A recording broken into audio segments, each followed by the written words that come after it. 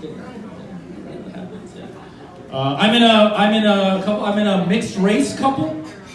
I don't know how to say this politically correct, but I'm dating a white. Did I say that right? Was anyone offended? Did I offend anybody?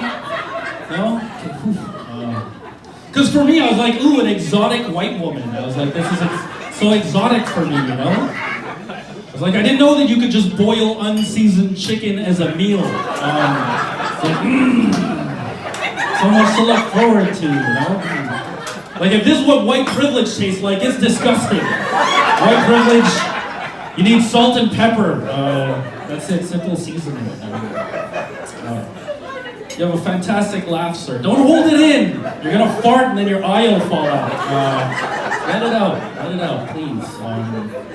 I called my girlfriend, but that's actually a lie, because before the holidays, I actually, after 5 years, I proposed to my girlfriend. So that's what I did. Yes. You guys, some of you are right not to clap, because she did not say yes. Yeah. One of the best things about being a stand-up comic is when you love a woman enough to get down on one knee and finally pop the question. She's not gonna fucking believe you. You know, she didn't believe me. She's like, get the fuck up, you idiot, you know? But in her defense, I did fake propose to her every 6 months for the last 5 years. So I did that. But this time I was like, I really mean it. And she was like, okay. So we're getting married, so it's really awesome. So I'm really excited. Yeah, it's pretty cool. It's cool. She's like, I'm not gonna clap. Fuck this guy. And you're right. It's really awesome. I'm dating a French-Canadian girl. So she's like French-Canadian, which is cool. Although one thing that bothers me is that she always refers to me as her chum. You know, which is French for boyfriend. She's always like, hey, come here, meet my chum. Voici mon chum. And every time I hear them, I was like, chum. What a disgusting sounding word to describe the dude you care about, right? Chum sounds like you walk into a room and you're like, oh, it fucking smells like chum in here. Get the fuck out of here. Worst part is, if you look up what chum means, what does chum mean in English, guys?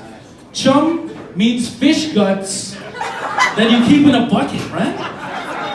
When I found that out, I was like, at what point in time was a French girl sitting next to her boyfriend and a bucket of fish guts, and she was like, hey, that smells like you on tabarnak,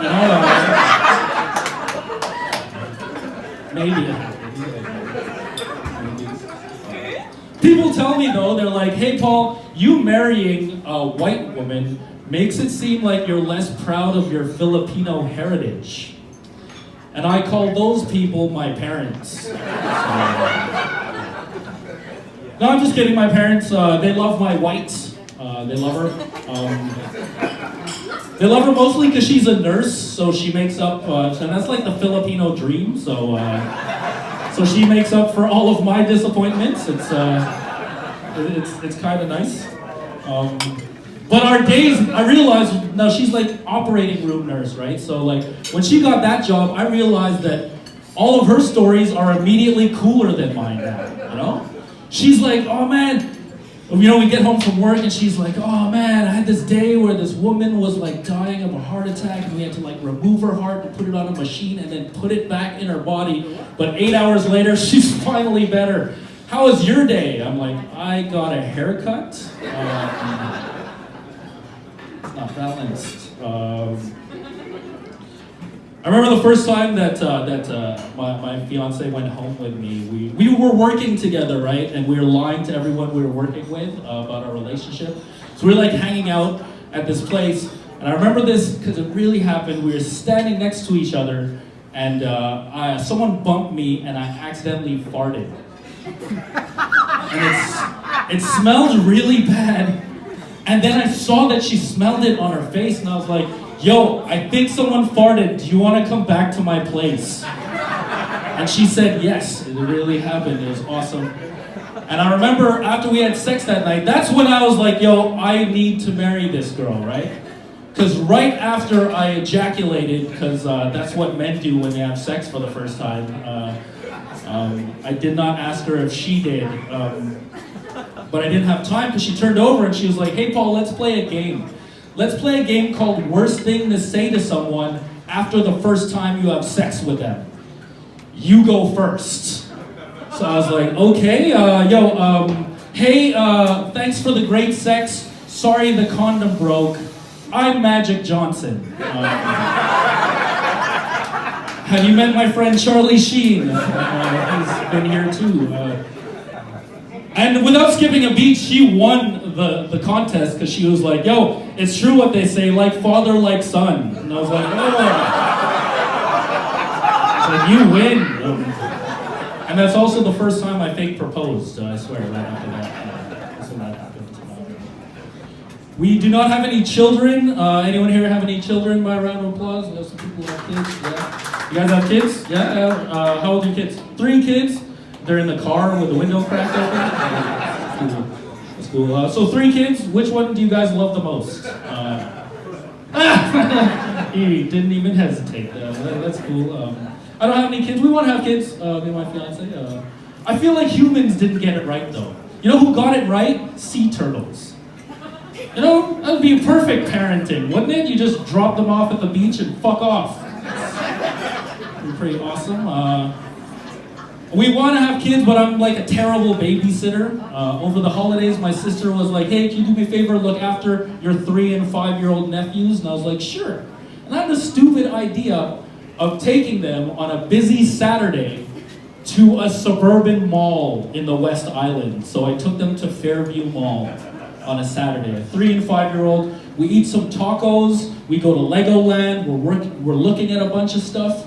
And as we're in Legoland, I'm like, oh man, I don't think those tacos are sitting well. I need to take a shit.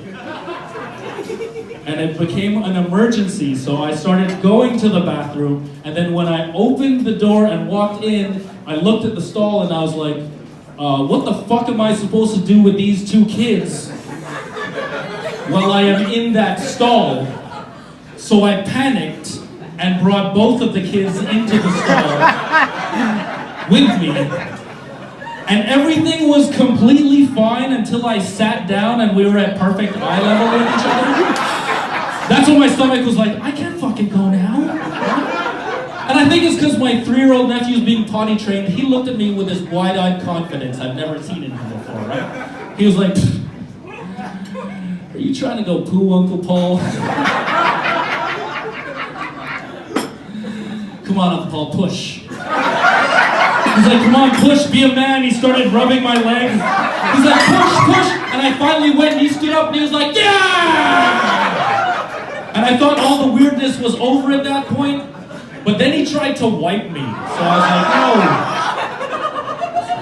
no. Drew the line there. We don't have any kids, but we do have a little puppy.